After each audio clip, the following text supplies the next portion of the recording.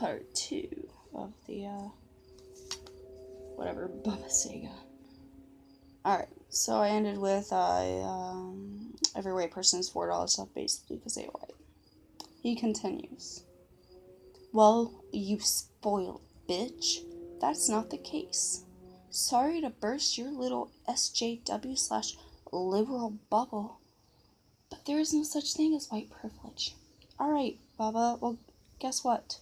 I also know there is no such thing as white privilege. I'm not a social justice warrior, but okay. I believe in freedom of speech even if it offends someone. Or myself. Liberal bubble. I'm not liberal. I lean more towards conservative, though I don't identify with either. Just fucking suck. It's all fucking a bunch of hypocritical, contradictory bullshit. So. But the left has gone, like, way fucking extreme, insanely fucking left. So. Here we are. There is, on the other hand, a thing that is very real, just called privilege, which is very present in today's society. You are one of them, in parentheses, where spoiled white brats that have lived on mommy and daddy's dime their whole life are the voices speaking out about white privilege. Alright, let's see. There are privileges, like wealth privilege. I mean, that's the main one. It doesn't matter what color you are. If you have fucking money, like, you do get certain privileges. There's also beauty or attractiveness, whatever, privilege. Because I know that, say, a hot girl is going to get away with doing something that could be offensive to a man, or even, let's say, sexual assault, which that's a whole nother topic, men being sexually assaulted, and it just being not a fucking big deal to society at all, which it is. Hot chick walks by a dude and grabs his ass, he's just gonna be like, oh, what? Most of the time. I'm not saying every guy. I know there are men out there that would be like, hey, that's not right either way. And it's not. But, if someone who you find is unattractive does that, you're gonna probably make a lot bigger deal about it. I mean, really, the difference between, like, a creep and not a creep is, or whatever, is whether you fucking find that person attractive or not. If you're into the person, I don't know. Then again, I have been first attracted to someone and then like, okay, wow, you're just too much, but that's not been for a long, long time. Alright, whatever. Next part that I wanted to address. Spoiled. Yeah, that I have never been, ever, by anyone, for any circumstance. I'd say spoiled in love, which is, more important than a lot of things. Alright, let's see. Mommy and daddy's dying their whole life. Yeah. No, also wrong.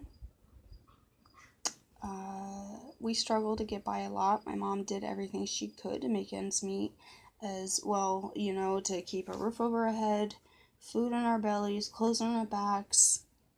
We always knew we were loved, to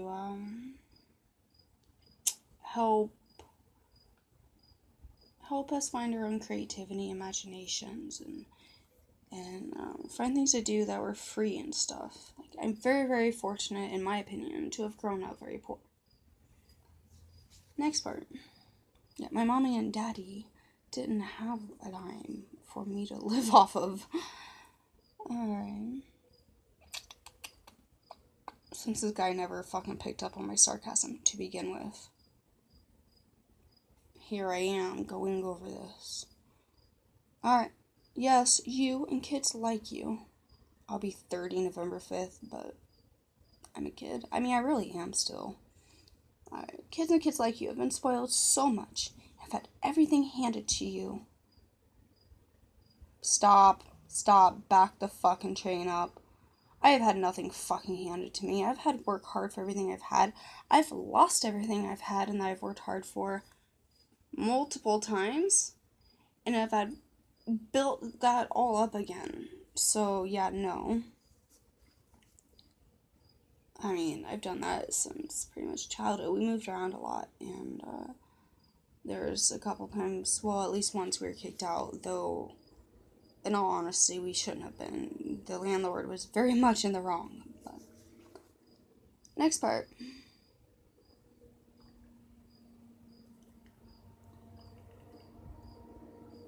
Alright. Hand you that in order to feel not too privileged, you're going to speak out about the very thing you have enjoyed your whole life. Such irony there, such irony. The big problem is nobody wants to hear from kids that have never had to work for anything. I agree, Baba. I so totally agree. Entirely. Nobody fucking wants to hear that. You have no life experience. You've never had to fucking do anything for yourself. Next part. But what makes it worse is you are so privileged and clueless that I'm sure the only blacks you have ever seen or met were either on your TV or serving you something. Time the fuck out. First of all, I just feel like that sounds racist in and of its fucking self. Like, maybe you could say I live in an area where maybe there's not that many blacks, which there's not. I live in Iowa. However, most of my mom's family disowned her when she was 16 for having and keeping my eldest, lovely, amazing, intelligent, beautiful sister, Tracy, who is, ding ding ding, you guessed it, half black. So, you know, I have my sister, I have nieces and nephews, cousins. I'm not trying to be all the, like, I'm not racist because I have a best friend that's black, which I have a lot of black friends, by the way. But, I mean, I have family that's black. A lot of my family. Well, you think I fucking, never met them or something? Haven't been around them? I grew up around them a lot. They had a lot of influence on my fashion, music taste, my outlook on black people in general. People, fucking, a lot of things. They're great, fucking amazing people in general. Funny, honest, to the point for the most part. Alright. Next part. So your dumb, sheltered little mind is easily brainwashed. Alright.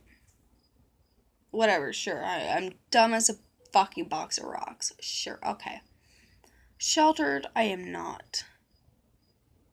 I mean, having, you know, been all through the foster care system, gone through every kind of abuse during my lifetime up till 22, 21.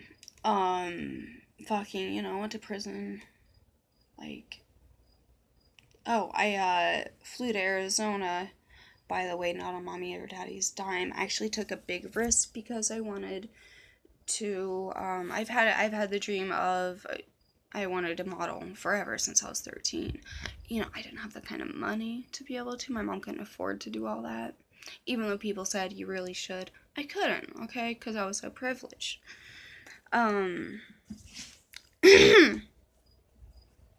So I finally decided, fuck it. I'm gonna go for it. And I did a few shoots in my hometown and, got those, you know, my portfolio. And then there's a photographer from Arizona who messaged me. It's like, I want to fly you out here to shoot you. And I messaged a very, very long time friend of mine that lived there and he's in the industry about him. And he's like, yeah, he's fine. I mean, I've known the dude, I asked about him since I was 10. So I go out there and it ends up being really sketchy, actually. Like, my longtime friend was supposed to pick me up from the airport. This guy shows up with another dude all, like, in a suit and shit, and it just gave me really bad vibes. My intuition was just, like, screaming, this is fucking bad. In the car, they were making conversation with each other, but it was like it was all fake. Like, let's just talk to fill space, to try to be normal, like, play cool almost. Like, I don't know, I just had a really weird vibe. My intuition has never fucking once been off. So I fucking, got my phone and messaged my friend Rob. I was like, hey, I'm in town. Can you please come pick me out? I'm getting the creeps. And he's like, what? You're here? I didn't know that. I was supposed to come pick you up. And I was like, yeah, well, this dude was there and said, basically, like, you guys had arranged for him to come pick me up. Which didn't happen. So, needless to say, I can't say for sure. I'm not gonna call this guy a human trafficker, okay? Or the dude that was with him. I don't know that for sure. But I had heavy, heavy suspicions afterwards, and finding out more about just the state of Arizona in general, and learning more about how it all works. Very heavy suspicions that's what the plan was. First of all, he had me a one-way ticket. Girls, guys, if you ever want to like pursue modeling and you get a chance to fly over to another fucking state, absolutely make sure it's a round trip. If it's a one-way, that is a big red flag. Don't do it, okay? So, luckily I see. Okay, so anyhow, fuck, I can't remember where I was going with that part. Oh, sheltered. So yeah, okay. Not exactly sheltered. Okay. Brainwashed. Okay, well, I grew up Christian. Little girl at age 3. I spoke in tongues at my church, like very involved all through my teenage years in foster care. It was a type of escape, a release. I could fucking cry all I wanted, no one would question it or anything. I didn't really have to talk to anyone about it. I could dance, I could kind of be myself a little more free. So anyhow, I was very much brainwashed into all that, which might get me some not very fucking happy people maybe that watch this. I'm not dissing Christians. Christianity, yes. Christians, no. Like I've known and met a lot of really good people who identify as Christians. So, but I always had questions, curiosities, and anytime I ever asked, it was like, you're gonna go to hell basically just for asking or being curious or even like thinking those thoughts. And I would really feel like, oh my god, I am betraying the Lord. I'll go to hell for thinking this, so I would stop. And any religion that tells you basically not to look into things, you should look into things. I feel like also just read the entire Bible. Just read it all. Also, research where all the books come from. Also, what all books were left out. Very, very interesting. And the Sumerian tablets are pretty interesting as well. You'll see the parallels. Okay. Brainwashed, okay, blah, blah, blah. White privilege. Yada, yada, yada. Fucking delusional motherfucker. Alright, well, get out of your bubble because there's way more white people struggling than any other race in America. But you wouldn't know that watching CNN. I hate CNN. And these liberal fake news shows, because in their eyes, the white man is the devil. So all they do is heartwarming stories about blacks and immigrants struggling to get by. Okay, there's good and bad in every fucking race, and I know this. Like, it's not all just innocent families trying to get here to escape things. There are also MS-13 members who do human trafficking, drug trafficking, murder, yada, it goes on and on and on. So, yeah, it is kind of important to have some kind of structure and boundaries there. I'm pretty realistic, I feel like. Okay.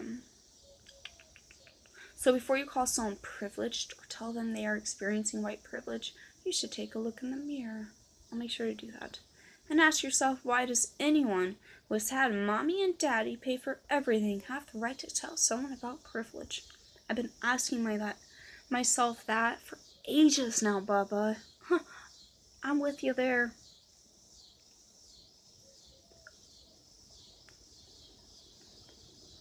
Alright.